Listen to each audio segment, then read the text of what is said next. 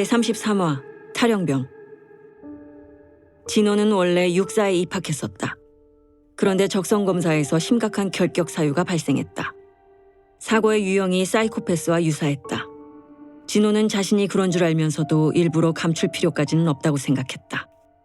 다음에는 좀 숨길 필요가 있겠군. 육사에서는 떨어지고 나서 대학 진학을 포기하고 바로 육군 부사관 시험에 응시했다. 당연히 어렵지 않게 합격했다. 문제는 정상적으로 하사 임관을 하고 군 생활을 하는 과정에서 그를 관찰했던 상급자들이 진호의 성향을 사이코패스로 진단했다는 것이다. 특히 진호의 특기가 사격이었다. 상급자가 보기에 명사수가 사이코패스라면 보통 문제가 아니었다. 그러던 중에 바이러스가 퍼지고 진호의 부대는 감염자를 죽이는 미션을 하달받고 연구소에 오게 되었다. 당연히 진호는 작전에서 배제된 채 차 안에 남아 있었는데 그때 밖에서 들렸던 웅장했던 첫 총성에 자기도 모르게 차를 박차고 나와 장비를 착용하고 연구소로 들어갔다. 지휘본부고 뭐고 할 것 없이 다들 실시간으로 감염자들의 증상이 보고되는 상황에서 그들의 피를 봐야 하는 작전에 아무도 나서지 않았다. 그때 이미 방독면을 착용한 채로 총을 들고 자원한 그의 가슴에는 신진호라는 명찰이 붙어 있었다. 지휘관은 그가 진짜 신진호인지 가짜 신진호인지를 생각할 겨를이 없었다. 가짜 진호의 주먹은 날카롭게 하필의 턱을 파고들었다. 하필은 본능적으로 턱을 맞는 순간 끝이라는 생각이 들어 가드를 단단히 올리고 최대한 빗맞으려고 몸을 좌우로 흔들었다. 상대는 권투를 좀 해본 사람이 분명했지만 전문가는 아니었다. 하필은 감정을 이용해서 이 녀석을 흔들어 보기로 했다. 녀석이 크게 후굴치도록 유도하며 녀석의 가슴 쪽으로 파고들었다. 헛스윙을 제대로 한 녀석은 씩씩거렸다. 넌 신진호가 아니야. 들릴 듯 말 듯한 하필의 말에 가짜 신진호는 스텝을 밟는 척하며 하필의 눈을 바라봤다. 프랑스인들을 비롯한 관객들 전부 진짜 권투 경기를 보듯 몰입하기 시작했다. 뭐해 씨발, 어서 갈겨! 김상규의 감정 상태는 아예 본능이 지배하고 있었다. 가짜 신진호는 빠르게 스텝을 바꿔가며 잽을 날리다가 페이크 동작을 주고 정석대로 스트레이트 한 방을 노렸다. 그때였다. 하필이 가드를 풀고 가짜의 복부, 정확히 말하면 하필이 찍은 곳은 그놈의 비장, 영어로 스플린이 있는 곳을 노렸다.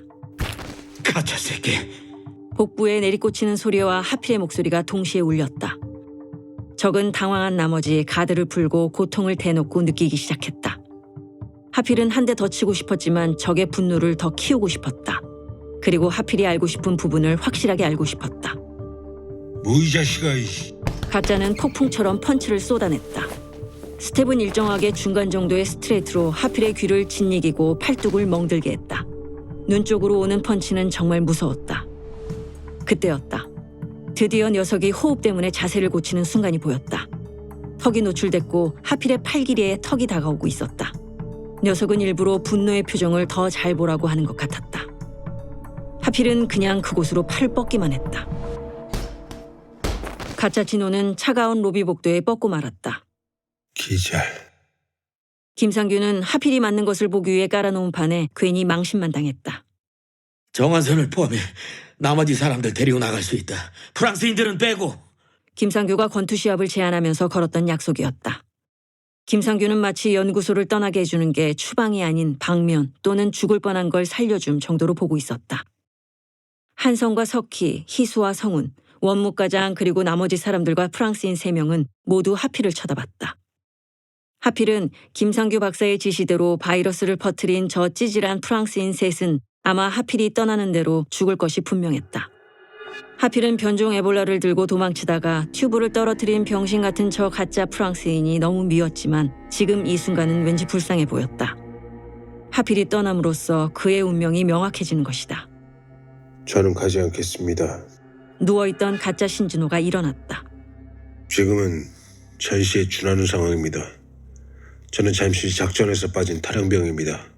지금이라도 군대에 복귀해 자신의 본분을 다하고 싶습니다. 하필은 가짜 신진호가 태훈에게 자신에 대해 털어놓는 말을 엿들은 적이 있었다. 신진호의 진짜 이름은 김철현이었다. 하필은 김철현이라는 이름을 자신이 아는 사이코패스의 명단에 올렸다. 프랑스인과 윤설이 김상규와 김철현 두 사이코패스에 포로가 됐다. 하필은 연구소를 떠나기 전 윤서를 만날 수 있게 해달라고 요청했으나 김상규는 받아들이지 않았다. 대신 하필은 동물 실험실의 동물들에게 사료와 물을 주었다. 남아있는 톱밥으로 그들의 분뇨 때문에 더러워진 케이지를 깨끗하게 바꿔주었다. 그 일을 하는 데만 꼬박 5시간이 걸렸다. 어느새 컴백이가 하필 옆에 와 있었다. 녀석도 숨느라고 밥을 제대로 못 먹었는지 말라 있었다. 하필은 간만에 컴백이에게도 특식을 만들어 주었다. 컴백이는 아마 소각로에서 하필을 기다렸을 것이다. 그런데 좀 이상한 것은 한 100여 마리의 실험용 쥐들이 안 모였다. 시간이 없어서 정확히 세어보지는 않았지만 그 정도가 통째로 사라졌다. 김상규가 따로 키우는 녀석들은 거의 숫자가 맞았다. 하필은 필요한 몇 가지를 챙겨서 사람들과 동물 실험실을 나왔다. 윤설이 어디선가 하필을 보고 있는 것 같은 느낌이 들었다. 사람들은 하필이 어디로 갈 건지에 대한 질문은 일절하지 않았다. 하필 역시 이들과 계속 동행할 건지도 아직 명확하지는 않았다. 단지 연구소 밖에는 하필과 함께 나간다만 절대적 명제였다. 예상대로 희수와 성운 그리고 원무과장은 자기들의 길을 간다고 했다. 석희와 한선은 말이 없었다. 희수는 쥐 사료로 만든 칼로리바를 정말 좋아했다. 성운과 희수가 서로 반대발의 총상을 입고 원무과장을 중심으로 대칭으로 절뚝거리며 걸어가는 모습이 일본 만화의 엉터리 과학자가 만든 미완성의 로봇처럼 보였다. 자연스럽게 하필은 석희와 한선의 중심에 걷게 됐다.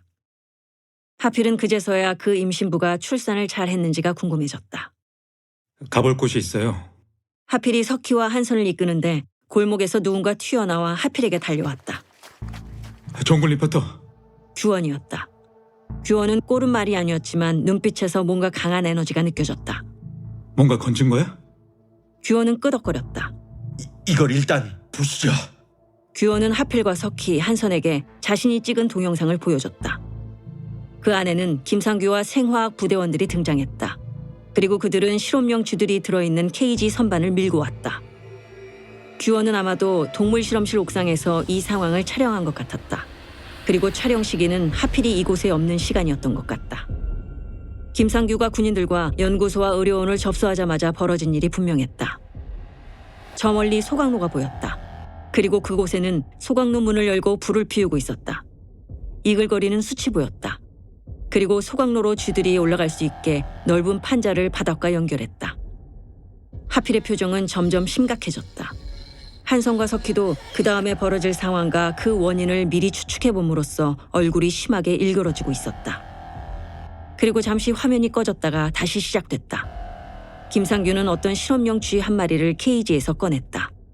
쥐는 축 늘어지다 못해 뭔가 심하게 병든 것처럼 보였다.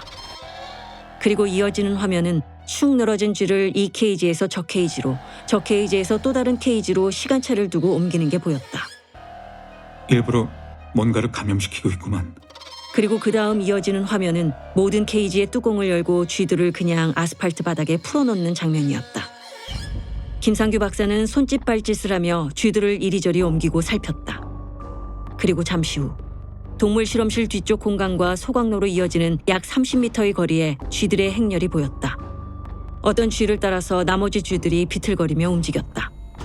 맨 앞에 쥐는 속도를 조절하며 늦게 따라오는 쥐들이 무리에 합류할 때까지 기다렸다가 조금씩 소각로 쪽으로 이동했다. 소각로에 도착한 쥐들은 차례대로 이글거리는 불을 향해 뛰어들었다. 마치 미친 것처럼 소각로 주변에서는 뭔가 감염돼서 비틀거리기보다는 최면에 걸린 쥐처럼 동작에 힘이 느껴졌다. 하필은 김상규가 빼돌린 뇌 안에 임플란트를 하고 있던 쥐들과 관련이 있다고 확신했다. 아직 우린 연구소에서 할 일이 남은 것 같은데 몇백 %.